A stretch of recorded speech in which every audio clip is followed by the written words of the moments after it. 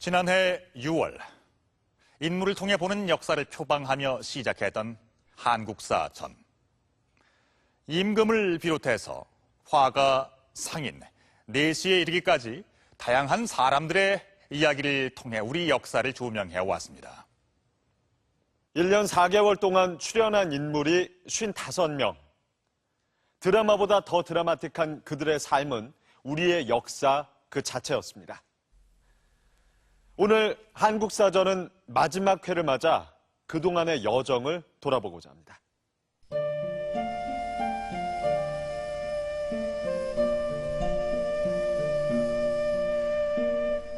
(1925년 3월) 조선의 왕녀 덕혜는 기모노를 입고 길을 나섰습니다. 일제의 강제 유학 결정에 따른 것이었습니다. 조선의 마지막 옹주 덕혜는 그렇게 돌이킬 수 없는 길을 떠났습니다. 고 고종 태왕제의 만년 총애를 받고 리왕 전하의 특별한 우애를 받으시는 덕혜옹주는 아직 14살의 어린 나이로 주위의 사정과 여러 가지 관계로 정등 고국을 뒤로 두고 멀리 일본 동경 학습원으로 유학을 가시게 되었습니다. 덕혜는 한일 병합 2년 만인 1912년 고종과 궁녀 양씨 사이에서 태어났습니다. 당시 고종의 나이 환갑, 자신을 쏙 빼닮은 늦둥이 딸은 나라를 잃고 비탄에 잠겨있던 고종에게 큰 기쁨이 되었습니다. 고종은 덕혜가 5살 되던 해 덕수궁 즉조당에 유치원을 세웁니다. 딸을 가까이 두고 하루 종일 보고 싶은 아버지의 마음이었습니다.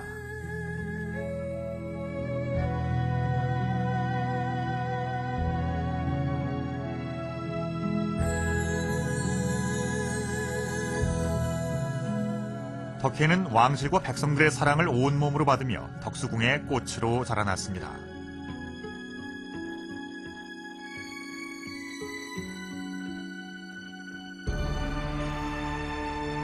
고종은 덕혜를 일찍 결혼시키려 했습니다. 외동딸마저 일본에 빼앗길까 두려웠기 때문입니다. 그러나 약혼 직전 계획은 숲으로 돌아가고 갑자기 고종의 사망이 발표됩니다. 뇌일혈이 원인이었습니다.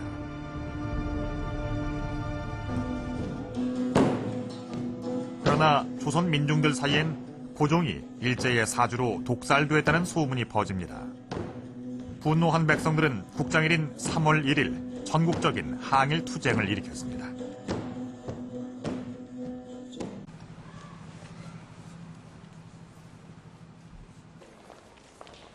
덕혜가 유학을 간 일본 여자학습원은 당시 천황가와 일본 귀족 자제들이 공부하던 학교였습니다.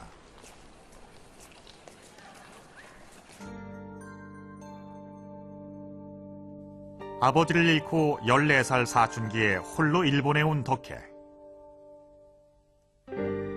그녀는 생기를 잃어갔습니다. 덕혜는 침묵으로 저항합니다.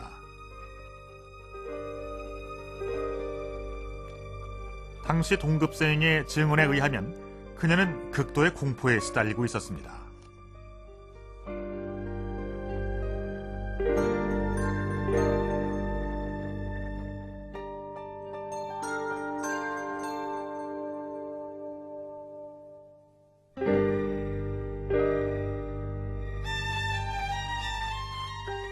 덕혜는 아버지 고종처럼 자신도 언젠가 독살될지 모른다는 두려움 속에 살았습니다.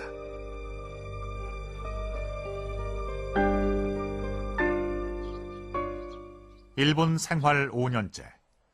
어머니마저 유방암으로 세상을 뜨자 덕혜는 이상한 행동을 하기 시작합니다.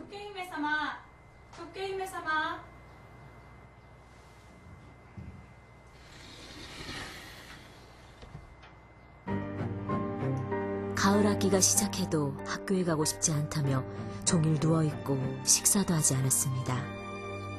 밤에는 강도 높은 불면증으로 어떤 때는 갑자기 밖으로 뛰쳐나가길래 놀래서 찾았더니 뒷문으로 해서 아카사카 방면으로 걸어가고 있거나 하는 일도 일어났습니다.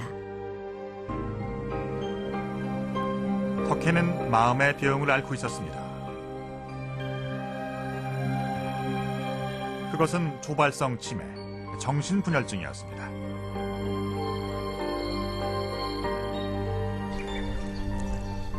발병 직후 일본은 덕혜의 결혼을 추진합니다. 일본인과 결혼시켜 조선의 흔적을 지우려는 것이었습니다. 남편감은 쓰시마의 36대 도주 소 다케유키 백작이었습니다. 이듬해 덕혜는 딸을 출산합니다. 자신만큼이나 아버지 고종을 닮은 아이였습니다.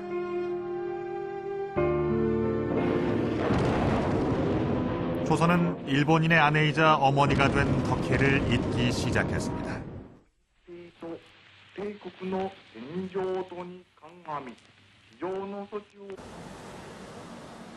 종전 후 잊혀졌던 덕혜의 근황이 전해진 곳은 도쿄의 한 정신병원이었습니다.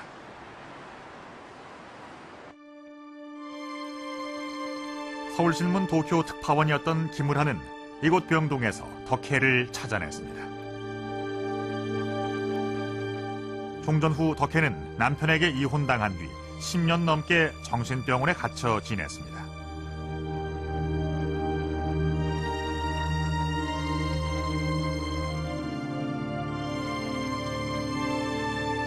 세상과의 끈을 놓아버린 덕혜 곁엔 아무도 없었습니다.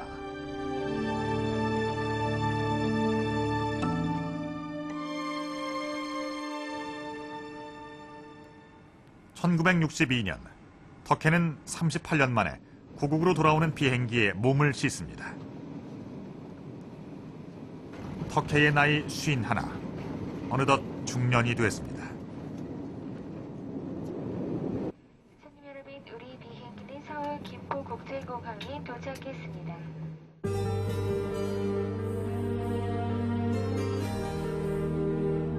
그러나 덕혜는 그토록 그리워했던 조국의 모습을 알아보지 못했습니다.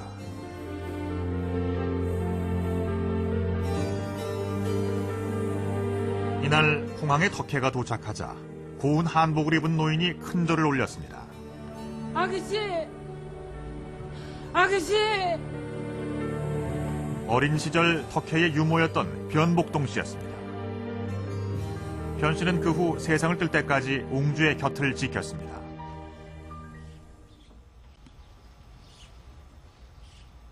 덕혜는 7년간 병원에서 생활한 뒤에 창덕궁 낙선제로 거처를 옮겼습니다. 귀국 10년, KBS 취재팀이 찾았을 때 그녀는 여전히 의식을 찾지 못하고 있었습니다.